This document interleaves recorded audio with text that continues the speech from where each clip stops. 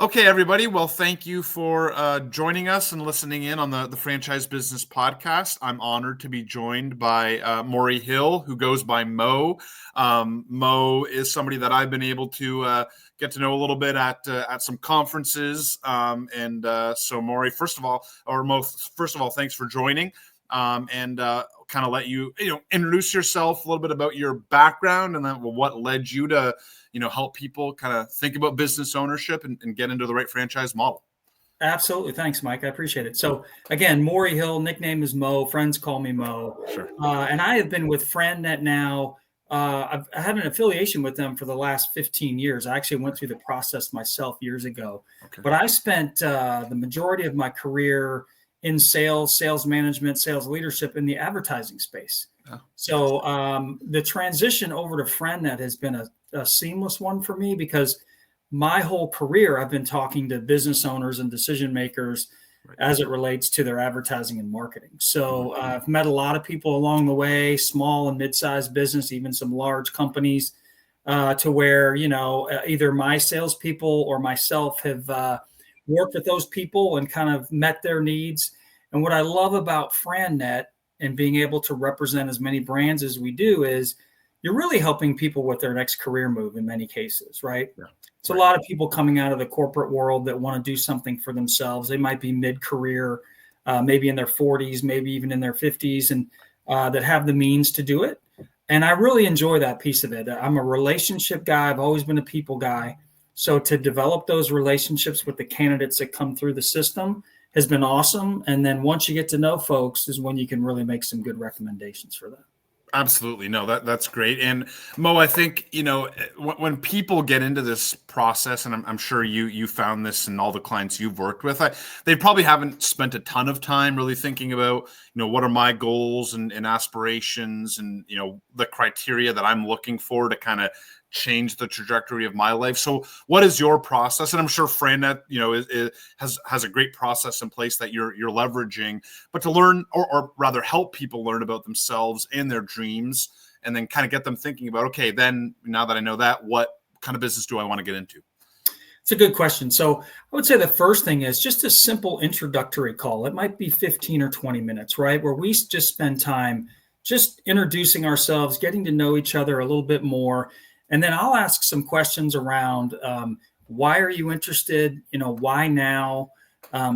Give me a little bit about your background. Tell me, the life you're coming from. Because in some cases, there might be a little pain there, if you will. It might be, I'm in the corporate world. I don't have good work-life balance. I'm on the road all the time. Or, I've just been in the corporate world for so long. I want to get out and do something for myself. So I think, in that 15 or 20 minutes, you can really understand a little bit more about how they're motivated and what their values are, right? And you can also identify whether they really qualify to have a deeper discussion about, owning their own business and specifically the franchising space. So that's usually where it starts. And then really the second phase of it, Mike, would be, we have them take a questionnaire, which goes a little bit deeper on kind of their mindset. So we learn a lot about the candidates that way. Right. There's even a little bit of a financial profile in there, so we can kind of see, roughly what kind of footprint they have. Sure. And then we use that as the basis for deeper discussions. Right. So we go into deeper consultations. So, by the time we've, had 3, 4, 5 conversations with that candidate, we feel like we really know them much better than when the process started. And then that gives us really the confidence to move forward with some brand recommendations and that kind of thing. Yeah, absolutely. And then Mo, I think good segue to when people would, if they're doing this on themselves, there's thousands of franchise models out there. I think people tend to just kind of defer to food, and that's the franchise that they've always known about. And they miss out on, I think, a lot of what you and FranNet bring to the table is you can vet those thousands of models out there, know who are great players, who offer great support, great models, then you can introduce your clients to those models. So how important is that part of the process? You then taking them to, learn more about specific brands that they engage with. Oh, I think it's vitally important. I think there's 2 things to that. Number one is got to really know the candidate first before, the brands, right? So if you have a really good handle on what that skill set is for that particular candidate, and what kind of business model they're going to thrive in ultimately, right? Yeah. And if you kind of know some short-term, long-term goals with them, then it's much easier to reduce the number of brands you want to look at and then vet those brands thoroughly, right? And you touched on a few things when you were asking the question. I mean, for me, you want to see, how long have they franchised the business? They could be a mature brand, they could be an emerging brand, but they could be really progressive and really good at what they do, right? What kind of executive team do they have in place? What kind of years of experience is there for those franchisees to take advantage of should they end up becoming a franchisee underneath that organization, right? What does the marketing look like? What do the operating systems look like? What kind of technology does that particular brand offer? Are they part of an overarching brand, right? Where they might be a family of brands. So there's a lot to consider there. Yeah. And depending on the candidate, there have been times where I've, presented much more mature brands that have been franchising for 30 years.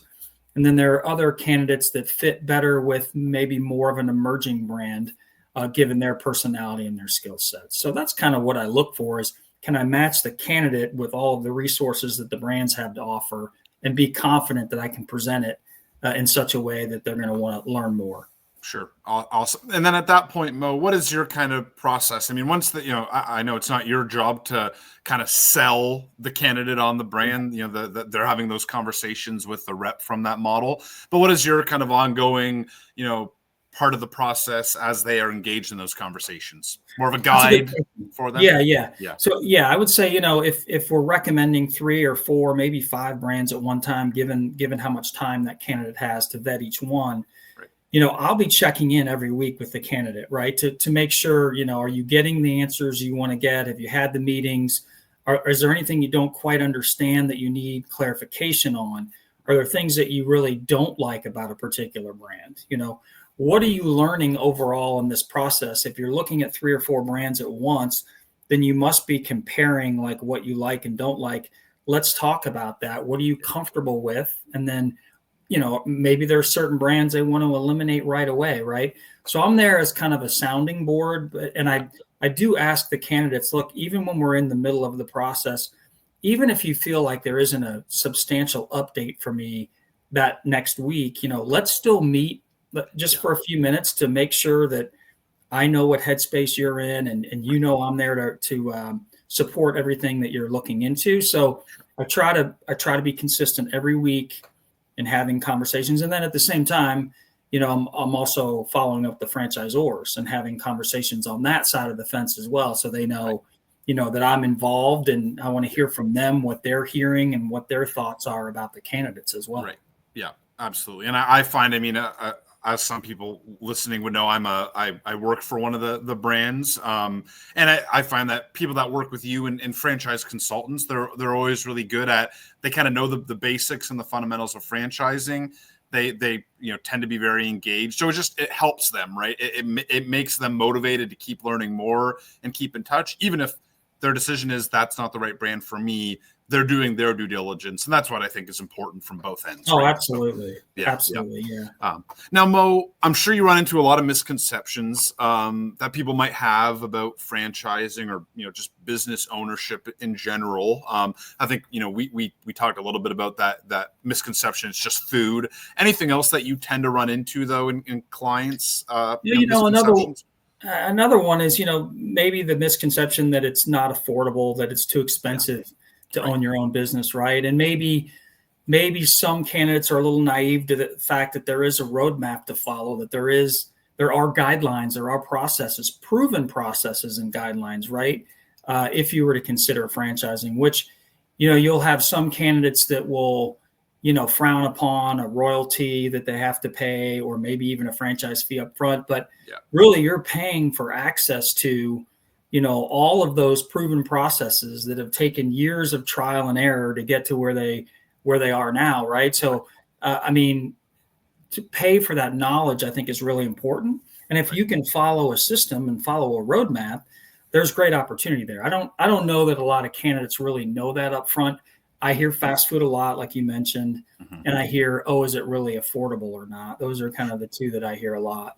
Yeah. And I think, there's franchise models for every sort of budget, right? But again, people don't know that until they engage with someone like you, and you can educate them on what that actually looks like. So Yeah, I mean, there's a couple hundred brands that we represent, actually more than that. And you're right, there are brick and mortar opportunities, and then there are some work from home scenarios with very little overhead and supplies, if you will. So, I mean, yeah, you can start something very reasonably, and or if you have the means and you like a brick and mortar concept, certainly there's opportunity in that space as yeah. well.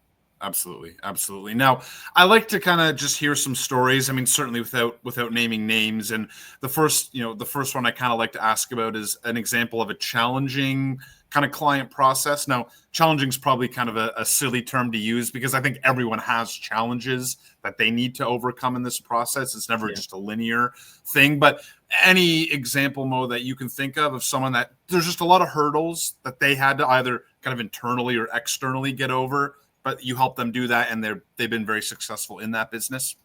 I'll tell you what's been I'll go the opposite direction on you here a little bit. Sure. So I've had candidates that they're so open, they're not focused anywhere, right? They're like, oh, I'm open to that. Oh, I sure, I'd like to learn more about that. And so part of that challenge is really narrowing down and understanding specifically their skill set and what they're going to do well inside of a business model, of course. But that's been a challenge more than once, right? Where you have to really narrow that candidate. It may take multiple conversations to the point where when you finally do present something, there's going to be engagement and interest there, right? Because you can get candidates that are more, they're just browsing, they're just shopping, and that can go on and on and on for months on end, right? So I think narrowing the focus and having the candidates see where their skill sets are going to truly make a difference is a big one, right? I think the other general challenge is I might present a concept or a brand that may not fit the background that they come from. It may be a subject matter where they go, oh my gosh, I don't know anything about that. Why would I ever want to go into that? Right. But the business model fits really, really well. And there's great opportunity, right? And so we try to uncover in the questionnaire and in the consultation process whether the candidate really is truly valuing a specific type of brand, if it has a certain type of image, or whether they value more so the business model. And they don't really care what the widget is. Right. They just want to be able to execute a plan and execute a successful business. So I think that's a common challenge that we come across as well. For sure. No, I think that's a good one. I think a lot of people maybe have that. I'm into sports, so I need to work in sports, or I have this background, like you said, so I need to be in that industry. But maybe you're just passionate about building a business, right? And so any of these models, if you put your kind of work in your sweat equity, it'll be a good model for you. So getting them over that thinking, I think, is. But the greatest success stories I love are you may have somebody come from a financial background and they end up owning a health and fitness brand or something, to where they can take all that business knowledge that they have and apply it, and they're happy in the end because they have much more flexibility in what they do. Right. They have an asset, and they have it's different from the work-life balance they had prior to owning their own business. So we see that a lot. We see and in many cases, as the brands will tell you, look, you don't have to have experience in this industry to do well, right? We have all the resources. We have the executive team. We have the training. We have the roadmap in place. We need good, competent, intelligent people that can communicate, problem solve, run a staff in some cases. And if you can do that, you're going to do well. Yeah. 100%. Yeah, that's our experience as well, is that you don't need to have experience in cost reduction to be good in Schooley Mitchell. You just need to be know how to build a business and engage with people and build relationships. So awesome, Mo. Now, any sort of specific success stories you want to share? Again, without naming names, if you don't want to, but anything that comes to mind of someone you introduced to a brand and they've been killing it in there. Some are in process as we speak, so I don't want to jinx it. But I'll go back to more of a general success where you pull somebody out of a situation that they're just grinding. they're not, they can't be with their family. They're on the road 3 out of 4 weeks out of the year, and they're maybe dealing with a subject matter that's a bit dry. And then you find them new outlets and new opportunities to investigate, and they end up going with something that not only is a perfect fit for their skill set, but also a subject matter that's much more interesting. And those folks have been really the types of people that I love to see succeed, knowing from where they came from, right? Yeah. So that's kind of what I think about. Absolutely. No, that's great. And then the last thing, and then I'll kind of leave the floor open for any additional comments from you, Mo. And I'm kind of going off my script a little bit. I think for all the people you're working with, you don't want it to be entirely a data-driven decision or an emotional decision, because you get paralysis by analysis on one hand, and then a bad decision made if it's completely emotional. How do you help people navigate and kind of meet in the middle? Yeah, there's some data. There's also emotion involved. What's the good mix, do you find?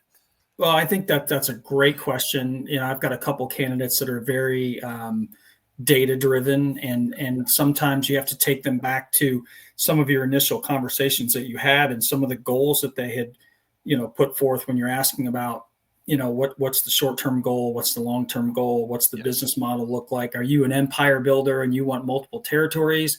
Are you a brick and mortar guy and you want one location and you want a staff of under 10? What do you want, right? Sometimes you have to go back and you have to say, look, you can look at the numbers all day, but in terms of the day-to-day business and some of the more practical things, let's weigh those as well, because those are equally as important. And then we give them some tools where they can evaluate the different brands. So they can do some ranking in some different areas that'll give them an idea. Hey, if I'm going to put these 4 brands up against each other, data may be one thing, earnings potential and all that fun stuff. But then there's other areas that they're going to rank highly as well that's important to them, right? So then they can look across the board and say, hey, as much as I like this brand over here, these 2 over here, I think outweigh this other one because of X, Y, and Z. So I think, we just bring them back. We bring them back and remind them of the conversations that we have. We try to take stellar notes and keep all that information in the database so we can go back and look, since we deal with a number of different candidates. But it's just communication, really, and reminding them of what they're good at and what they care about, and not to get too caught up in the weeds on just the data as an example, or just the emotional decision of, hey, I just don't know that I can run a porta potty business, Mike. I don't know if I can bring myself to do that. You say, well, okay, let's talk through that. You said that image really didn't matter and you wanted to run a business that could be successful and do well. Let's review that again, right? And see. I use porta potty kind of facetiously to some degree. I understand it. Yeah, I get what you mean. I think reminding them of their why is always really important either way, right? Because that's why they engaged with you and why they want to make this decision, or at least learn about making the decision. And that's why they're in that position. So aside from that, Mo, any additional comments that you wanted to add if there's someone watching and thinking, hey, I'm interested in learning more. How do I do that? The floor is yours. Well, I'll just say this. Look, I enjoy what I do. I enjoy people. I like the conversations, right? There's no obligation up front. If there is anyone that wants to explore and just understand what kind of opportunities are out there and they want to go through the process, what I tell people is that there really isn't a financial obligation up front with me, but I ask for your time, because I want to put you through that process so we can thoroughly go through it and really uncover whether owning your own business is the right thing for you, and then specifically in the franchising space. So I would, my door is always open. I am willing to have a conversation, intro meetings set up. I would love to talk to anybody that would be interested. Awesome. And where can people reach out, Mo, if they do want to get in touch? So they can email-wise, mhill@frannet.com. And then the phone number is 502-817-5273. So you can find me either way. I'm on LinkedIn as well. So if you look up Maury Hill, you'll probably find me in there, MAURYHILL. So you can check out the LinkedIn profile as well. Awesome. Yeah. And I can attest, anyone that does reach out, you're in good hands, because Maury's a great asset to anyone that's learning about getting into business for themselves. So, Mo, I really appreciate you joining us today on the Franchise Business Podcast, and appreciate your insights. Mike, thanks so much for having me. It was really fun. I appreciate it. Thank you. And thanks for everyone for listening as well.